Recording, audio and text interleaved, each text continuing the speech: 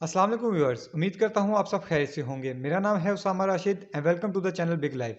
बहुत सारे दोस्तों की क्वेरीज आ रही थी रिगार्डिंग इन्वेस्टमेंट फंड्स कि आप बताएं पाकिस्तान में कौन से फंड्स हैं, किस तरीके से काम करते हैं, कौन से फंड में लॉन्ग टर्म के लिए इन्वेस्टमेंट करनी चाहिए, कौन से फंड में शॉर्ट टर्म के लिए इन्वेस्टमेंट करनी चाहिए, किस फंड्स के क्या बेनिफिट्स हैं, क्या रिस्क फैक्टर्स हैं। सो इन सब चीज़ों के साथ साथ मैं आपको ये भी बताऊंगा कि कौन से फंड्स प्रीवियस हिस्ट्री में 7 से 8 सालों में कितना रिटर्न देते आए हैं। सबसे पहले मैं फंड्स के बेसिक्स क्लियर करता चलूं, जिनको नहीं आइडिया के फंड्स होते क्या हैं। मान लीजिए एक गांव है, उसमें एक शख्स है जिसको इन्वेस्टमेंट्स, एसेट्स, बिजनेस के हवाले से इंफॉर्मेशन है, नॉलेज है, उसका एक्सपीरियंस है। बाकी गांव के लोग जिनके पास पैसा है, जिनके पास सेविंग्स है, वो उसके पास आते हैं और कहते हैं कि आप भी हमारे पैसे को इन्वेस्ट करें किसी जगह पे। साल बाद जो आपका प्रॉफिट हम आएगा वो हमारे साथ शेयर कर लीजिएगा, या हमारे जो पैसे हैं इनको मैनेज करने की फीस ले लीजिएगा। इस तरीके से दोनों की विन विन सिचुएशन हो जाती है। उनका नॉलेज, उसका एक्सपीरियंस और इनका पैसा मिल के कम्बिनेशन बन जाता है और दोनों को एंड में प्रॉफिट होता है। बिल्कुल इसी तरह से इन्वेस्टमेंट कंपनीज होती हैं जो कि डिफरेंट इन्वेस्टर्स के फंड्स को मैनेज करती हैं और उनको उसके हिसाब से मॉडिफाई करती हैं। यानी कुछ एसेट्स जैसा कि शेयर मार्केट है, स्टॉक मार्केट है, उसमें इन्वेस्ट करती हैं। कुछ कमोडिटीज़, सोना चांदी हो गया, उसमें इन्वेस्ट करती हैं। कुछ जो है आपके फॉरेक्स या फिर करेंसीज हो गए, कैश मार्केट, मनी मार्केट हो गया, उसमें इन्वेस्ट करती हैं। और हर किसी का रिस्क फैक्टर अपना होता है, हर किसी का प्रॉफिट अपने हिसाब से होता है। मैं यहाँ पे जिस इन्वेस्टमेंट कंपनी को चूज़ कर रहा हूँ पाकिस्तान में, वो है अलमिज़ान इन्वेस्टमेंट।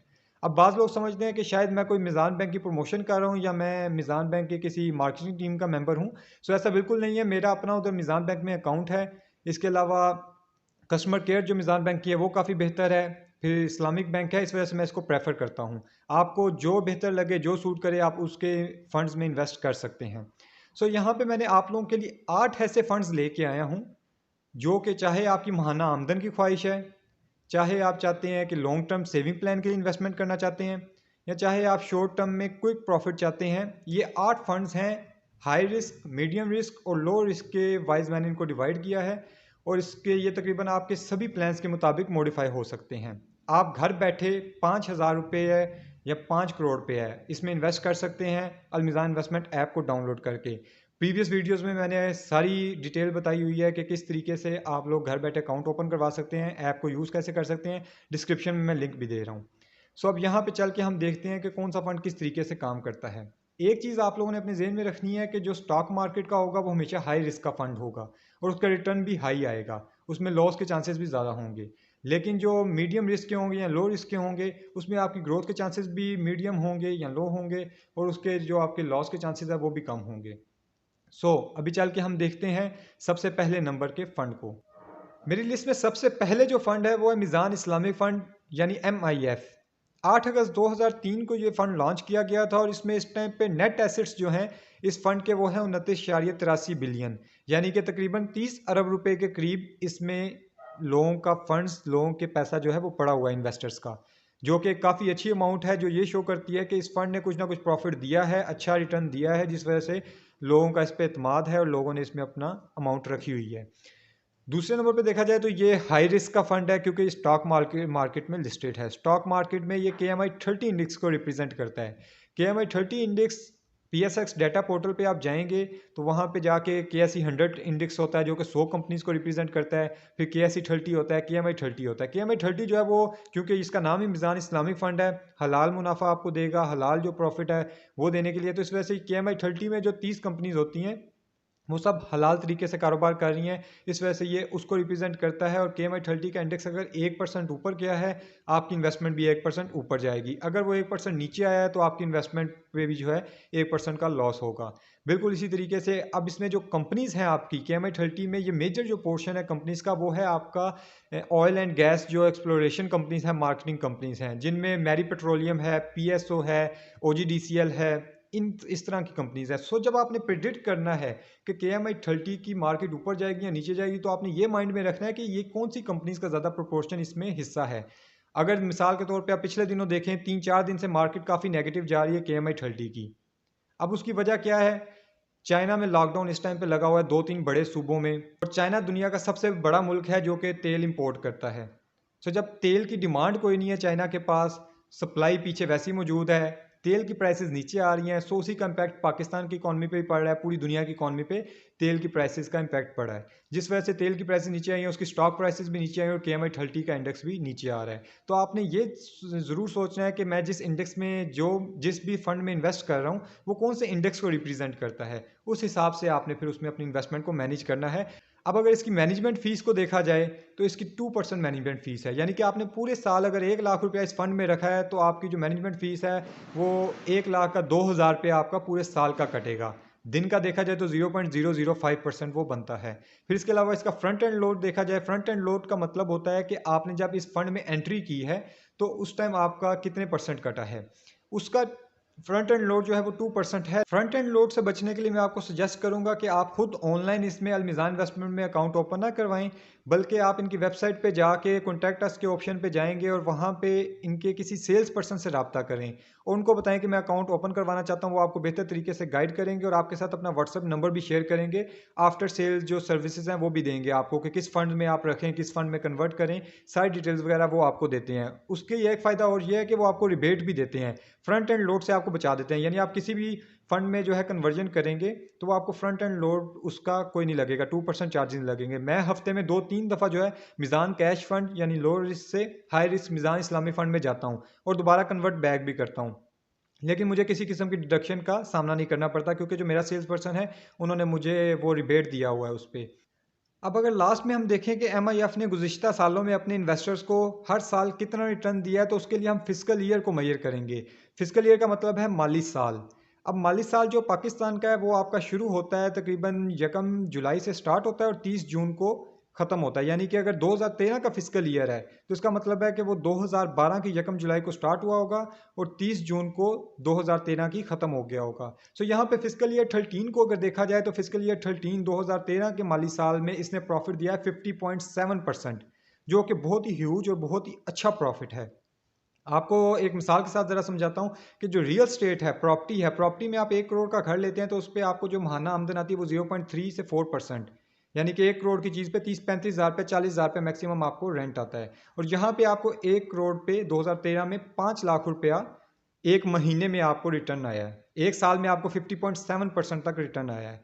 फिर उसके बाद अगर 2014 का फिस्कल ईयर देखा जाए तो 2014 के फिस्कल ईयर में इसने 29.2% का रिटर्न दिया है, 30% के करीब 2014 में इसने रिटर्न दिया है। फिर उसके बाद अगर फिस्कल ईयर 15 देखा जाए तो उसमें 22% के करीब इसने आपको रिटर्न दिया है।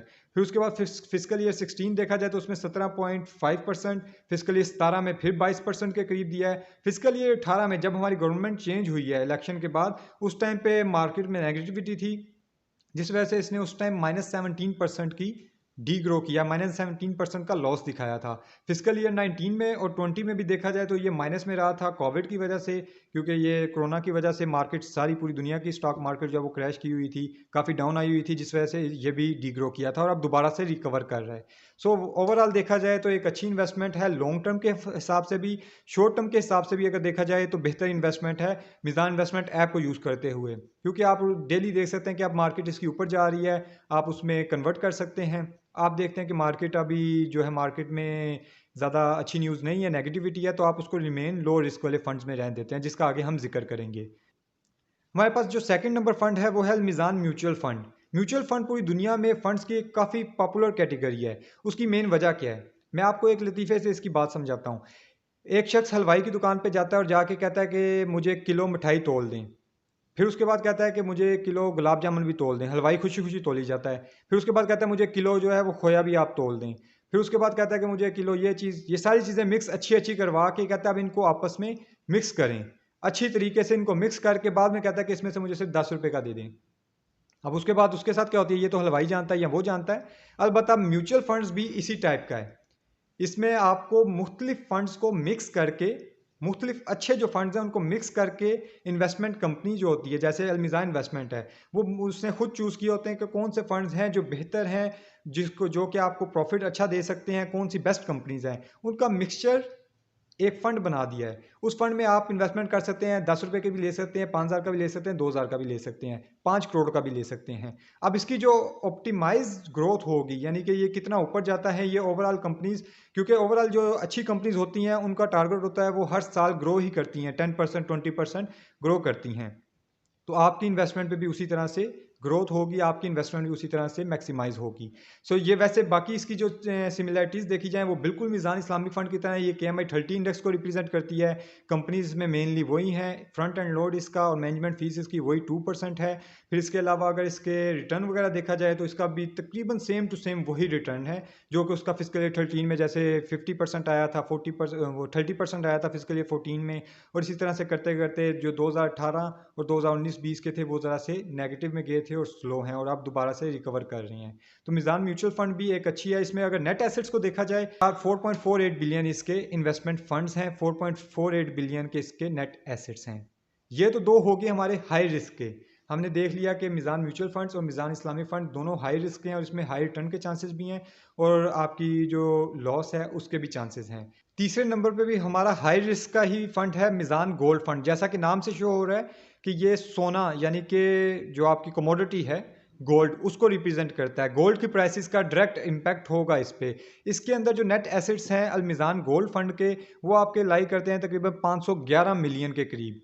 511 मिलियन के इसके नेट एसेट्स हैं। इसमें जो आपका फ्रंट एंड लोड है वो 2% है। इसके अलावा जो इसकी मैनेजमेंट फ़ी है वो आपकी 1% है। और इसकी अगर ग्रोथ रेट वगैरह देखी जाए तो वो आपका इसने मुख्तलिफ, ये 2015 में लॉन्च किया गया था और 2015 से लेके अभी तक अगर इसका देखा जाए कि इसने कितना प्रॉफिट जो है अपने इन्वेस्टर्स को प्रोवाइड किया है, तो 2016 का जो फिजिकल ईयर है उसमें इसने 10.5% ग्रोथ दिखाई थी।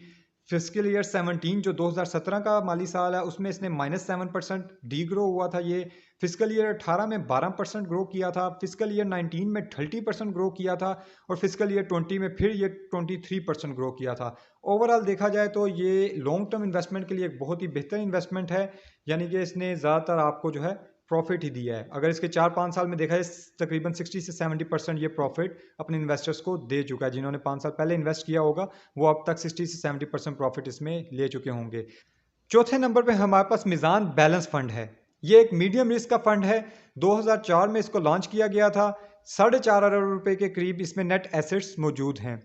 जैसा कि नाम से शो हो रहा है कि बैलेंस फंड है, इसमें आपके हाई रिस्क और लो रिस्क के मिक्सचर को प्रेजेंट किया गया है ताकि वो लोग जो सेफ खेलना चाहते हैं, यानी कि वो चाहते हैं कि हमारी अमाउंट ज़्यादा नेगेटिव भी ना जाए, हाई रिस्क में भी ना जाए, हमें बस एवरेज सा रिटर्न आए और हम लोग सेफ खेलें, उनके लिए सबसे बेस्ट फंड है। इसमें इक्विटी शेयर मार्केट की जो कंपनीज हैं उसमें के इलेक्ट्रिक होगी, मैरी पेट्रोलियम होगी, OGDCL होगी, इस तरह की कंपनीज लिस्टेड हैं। इसके अलावा जो इसमें लो रिस्क के एसेट्स हैं उसमें मुख्तलिफ वो टर्म्स हैं, थोड़ी सी कॉम्प्लिकेटेड हैं, जैसे कि इस्लामिक सकूक हो गया, फिर इसके अलावा जो आपके TCFs होते हैं और मुशारका वगैरह होते हैं, इस तरह की टर्म्स हैं जो कि आपकी इनकम जनरेट करती हैं। तो इनका मिक्सचर मिला के मीज़ान बैलेंस फंड बनता है और ये इसका फ्रंट एंड लोड वही 2% है, इसकी मैनेजमेंट फ़ीस भी वही 2% है। और इसका अगर देखा जाए कि इसने प्रीवियस 7 से 8 सालों में कितना परफॉर्म किया है और किस तरह का रिटर्न दिया है, तो उसके लिए हम लोग देखते हैं फिजिकल ईयर 13 को।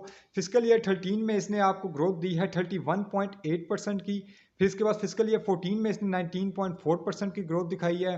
फिजिकल ईयर 16 में इसने 12%, 17 में 14%, 18 में ये -9% डी ग्रो किया था। अब इसमें आप लोग ये देख सकते हैं कि मीज़ान इस्लामिक फ़ंड और जो हाई रिस्क के फ़ंड थे वो इस टाइम पे 17, 18 और 19 में -20, -17 तक गए थे, लेकिन ये सिर्फ -9.8 तक गया है। यही फ़ायदा है इसका बैलेंस फंड होने का।